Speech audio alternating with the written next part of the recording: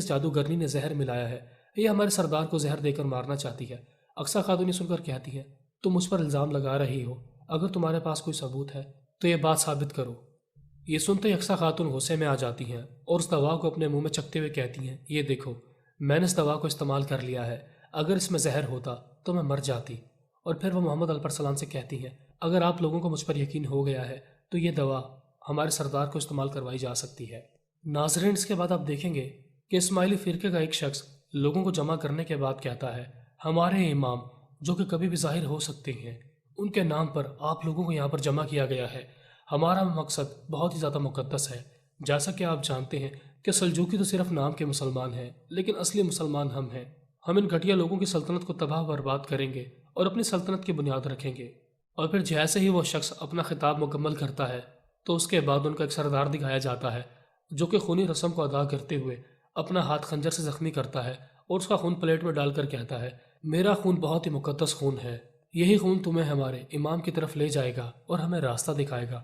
اور پھر باری باری وہ خون سندور کی طرح تمام اسماعیلی فرقے سے تعلق رکھنے والے لوگوں کی پیشانیوں پر لگا دیا جاتا ہے۔ اور پھر اسماعیلیوں کا سردار تمام لوگوں کو متحد ہونے کا حکم دیتا ہے اور کہتا ہے جن سرزمینوں کو حاصل کرنا ہمارا حق تھا، جلدی اس مقصد کو حاصل کرنے میں ہم کامیاب ہو جائیں گے اور ہم تمام لوگ مل کر ایک علیحدہ ملک بنائیں گے جہاں پر بآسانی ہم اپنے دین کو پھیلا سکیں۔ یعنی اسماعیلیوں کا فرقہ حسن صبا کے پیروکار دکھائے جاتے ہیں جن لوگوں کا عقیدہ یہ ہوتا ہے کہ امام مہدی علیہ السلام زندہ ہے اور وہ آنے والے ہیں۔ دوسری طرف سرداری خیمے میں تمام لوگ بہت ہی پریشان ہوتے ہیں اور وہ سردار کے ہوش میں آنے کا انتظار کر رہے ہوتے ہیں۔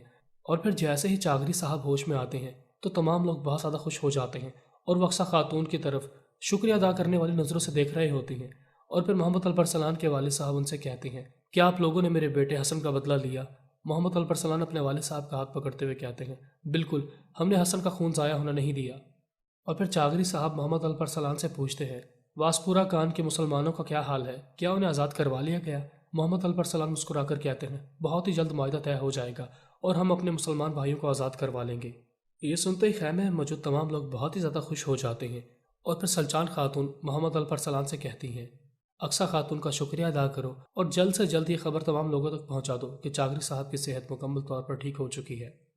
اور پھر جیسے ہی الپرسلان ایک بڑی دعوت میں شامل ہو جاتے ہیں تو سلطان محمد تغرل جو کہ بہت زیادہ خوش ہوتے ہیں اور وہ اپنے بہادر سپاہیوں سے کہہ رہے ہوتے ہیں ہم نے بہت بڑی کامیابی حاصل کی ہے، لہٰذا جی بھر کر کھانا کھاؤ۔ اور پھر سلطان محمد الپرسلان کی تعریف کرتے ہوئے کہتے ہیں میری پوری فوج ایک طرف لیکن میرا بہادر بھتیجا ایک طرف، اس نے کفار کے لشکر میں گھس کر جو بہادری دکھائی ہے اس کے چرچے تو چاروں طرف پھیلتے چلے جا رہے ہیں۔ یہ سنتے ہی محمد سلیمان اور غدار ابراہیم کا منہ اتر جاتا ہے اور وہ پریشان ہوتے ہیں کہ ہو سکتا ہے کہ محمد الپرسلان ہی اگلا سلطان بن جائے۔ الپرسلان عاجزی کے ساتھ کہتے ہیں یہ میری فتح نہیں ہے بلکہ تمام سپاہیوں، سلطنت اور آپ کی فتح ہے، اور میں اللہ تعالیٰ سے دعا کرتا ہوں کہ تمام ترک قبائل آپ کے جھنڈے کے سائے کے تلے جمع ہو جائیں اور متحد ہو کر کفار سے لڑیں۔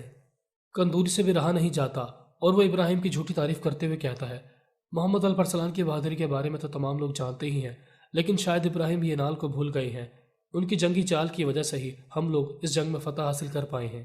غدار ابراہیم اس موقع سے فائدہ اٹھاتے ہوئے کہتا ہے میں تو صرف یہ چاہتا ہوں کہ میں جن علاقوں کو فتح کروں وہاں پر سلطان کے حکم سے حکمرانی کر سکوں۔ یہ سنتے تمام بھتیجا کھانا چھوڑ دیتے ہیں اور وہ حیران اور پریشان ہو کر ابراہیم کی طرف دیکھتے ہیں۔ ابھی اس نے صرف ایک جنگ میں فتح حاصل کی ہے اور حکمران بننے کے سوالات بھی شروع کر دیے ہیں۔ یہ سنتے سلطان بھی غصے میں آ جاتے اور کہتے ہیں حکمران بننے کے لیے پہلے ہی بہت سے لوگ اس لڑائی میں جدوجہد کرتے ہوئے نظر آ رہے ہیں اور میں چاہتا ہوں کہ اس لڑائی سے بچنے کے لیے جس کا حق ہے اس کے حوالے کر دیا جائے۔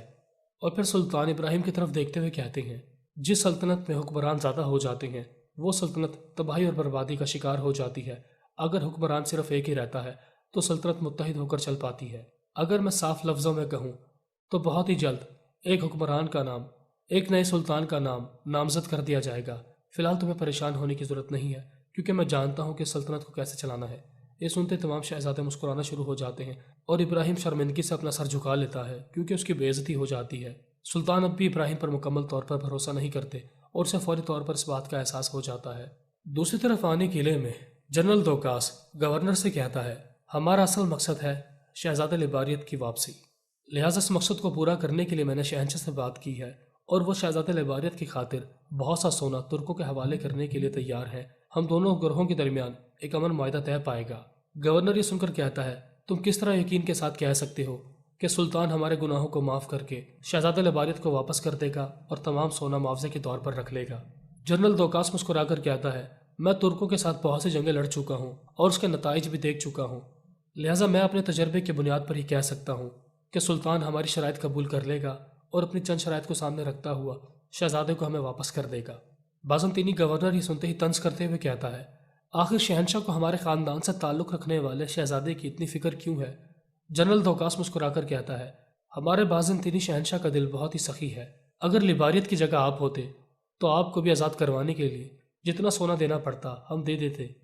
بالآخر جنرل دوکاس تمام لوگوں کو یقین دلاتے ہوئے کہتا ہے، تم لوگوں کو پریشان ہونے کی ضرورت نہیں ہے، بہت ہی جلد لباریت آنے کے لیے میں واپس صحیح سلامت پہنچا دیا جائے گا۔ اور پھر جنرل دوکاس ڈیوجن کی طرف دیکھتے ہوئے کہتا ہے، میرا یہ خط سلطان تغرل تک پہنچا دو۔ ناظرین، اس کے بعد آپ دیکھیں گے کہ قندوری اور ابراہیم آپس میں بات چیت کر رہے ہوتے ہیں۔ ابراہیم چلا چلا کر قندوری کی بے عزتی کرتے ہوئے کہتا ہے، میں نے فتح بھی حاصل کر لی، لیکن اب بھی سلطان کو مجھ پر بھروسہ نہیں ہے، وہ مجھ سے زیادہ محمد البرسلان پر یقین کرتا ہے اور اسے فوقیت دیتا ہے۔ قندوری سن کر کہتا ہے، تمہیں پریشان ہونے کی ضرورت نہیں ہے، جلدی میں ایسے حالات پیدا کر دوں گا کہ تم سلطان کی نظر میں ہیرو بن جاؤ گے اور محمد البرسلان ایک ولن بن جائے گا۔